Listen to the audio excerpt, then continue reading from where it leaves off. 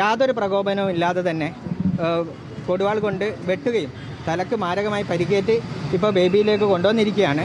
CT എടുത്താൽ മാത്രമേ അയാളുടെ ആരോഗ്യനിലയെപ്പറ്റി നമുക്ക് എന്തെങ്കിലും പറയാൻ പറ്റുള്ളൂ. ഇത് ആരോഗ്യ മേഖലയിൽ ഈ ആശുപത്രി അതിക്രമങ്ങൾ ഒരു തുടർക്കഥയായി മാറിക്കൊണ്ടിരിക്കുകയാണ്. നമ്മൾ പോലീസ് എയ്ഡ് പോസ്റ്റ് വേണമെന്ന് പറഞ്ഞു. വന്ദനാദാസിൻ്റെ മരണത്തിന് ശേഷം നമ്മൾ ആരോഗ്യ പ്രവർത്തകർക്ക് മുഴുവൻ തന്നെ നമുക്ക് സംരക്ഷണം വേണമെന്ന് പറഞ്ഞു. പക്ഷേ ഇതെല്ലാം ഇപ്പോഴും നടന്നുകൊണ്ടിരിക്കുകയാണ്. അപ്പം നമുക്കിതിനെതിരെ ശക്തമായി പ്രതിഷേധിച്ചേ പറ്റൂ. അവിടെ പോലീസ് ഇല്ല, പോലീസ് ഹെഡ് പോസ്റ്റ് അവിടെ ഇല്ല.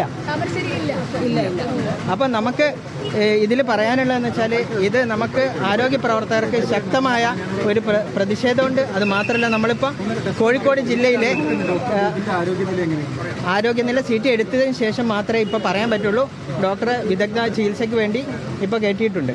അപ്പോൾ നമ്മൾ പറയുന്നതെന്ന് വെച്ചാൽ നമ്മൾ ഇത്തരം സംഭവങ്ങൾ ഇനി ആവർത്തിക്കാനുള്ള നടപടികൾ കർക്കശമായി വേണമെന്ന് ഈ അവസരത്തിൽ നമ്മൾ പറയാം.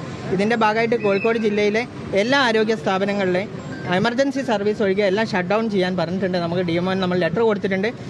താമരശ്ശേരി താലൂക്ക് ആശുപത്രിയിൽ പ്രതിഷേധവും അതുപോലെ കാഷ്വാലിറ്റി സേവനങ്ങളടക്കമുള്ള എല്ലാ സേവനങ്ങളും നിർത്തിവെക്കാൻ നമ്മൾ തീരുമാനിച്ചിരിക്കുകയാണ്.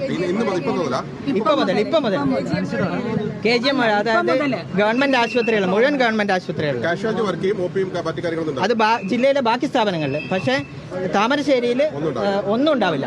കാരണം നമുക്ക് ജീവൻ അപകടത്തിലായിട്ട് നമ്മൾ എന്ത് ജോലി ചെയ്യാനാണ്? അപ്പം നമുക്കത് പറ്റില്ല. ഞാൻ ഡോക്ടർ വിപിൻ്റെ കൂടെ വർക്ക് ചെയ്യുന്ന ഡോക്ടറാണ്. എൻ്റെ പേര് കിരൺ. അവിടെ കാഷ്വാലിറ്റിയിൽ വർക്ക് ചെയ്തുകൊണ്ടിരിക്കുന്ന ഡോക്ടറെ യാതൊരു പ്രകോപനമില്ലാതെ ഒരാൾ വന്നിട്ട് ബാഗിൽ നിന്ന് വടിവാളെടുത്തിട്ട് വെട്ടുകയുണ്ടായത്. എൻ്റെ കൂടെ വർക്ക് ചെയ്യുന്ന ഡോക്ടറാണ്. ഞാനും അതുപോലെ അവിടെ ഇരുന്ന് വർക്ക് ചെയ്യുന്നതാണ്. അപ്പോൾ എന്തിനാണ് ഇത് ചെയ്തതെന്നോ കാര്യങ്ങളോ ഒന്നും എനിക്കറിയില്ല. പക്ഷേ ഞങ്ങൾ ഹോസ്പിറ്റലിൽ പരിശോധിച്ചപ്പോൾ ആളുടെ തലയിൽ ഫ്രാക്ചർ ഉണ്ട്, ബോൺ ഫ്രാക്ചർ ഉണ്ട്. അത് അതെ അതെ അതെ ആ സ്ഥലത്ത് ഞാനാണ് ഇരുന്നതെങ്കിൽ എനിക്ക് പറ്റുമായിരുന്നു.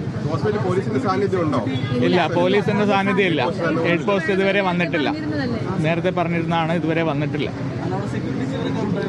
സെക്യൂരിറ്റി ജീവനക്കാരുണ്ടായിരുന്നു. അതൊരു രോഗിയെ പോലെയാണ് വന്നത്. സെക്യൂരിറ്റി ജീവനക്കാർക്ക് മനസ്സിലാവുന്ന രീതിയിലല്ല.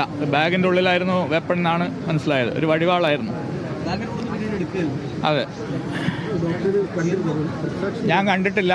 ഞാൻ അവിടെ ഓടിയെത്തുകയാണ്. ഞാൻ സമീപത്ത് ഉണ്ടായിരുന്നത് കൊണ്ട് ഞാൻ ഡോക്ടറെ അടുത്തേക്ക് ഓടിയെത്തുകയാണ് ചെയ്തത്. ഒന്നും പറഞ്ഞതായിട്ട് ആരും പറഞ്ഞിട്ടില്ല. ഞാൻ ദൃക്സാക്ഷിയല്ല, അതുകൊണ്ട് എനിക്ക് പറയാൻ പറ്റില്ല. ആഴത്തിലുണ്ട്, ബോൺ ഫ്രാക്ചർ ആയിട്ടുണ്ട്, സ്കൾ ബോൺ ഫ്രാക്ചർ ആയിട്ടുണ്ട്. അത് കൂടുതൽ എന്താണെന്ന് അറിയണമെങ്കിൽ CT എടുക്കാൻ വേണം, തലേ പറയാൻ പറ്റുള്ളൂ. അത് CT എടുത്താൽ മാത്രമേ പറയാൻ പറ്റുള്ളൂ.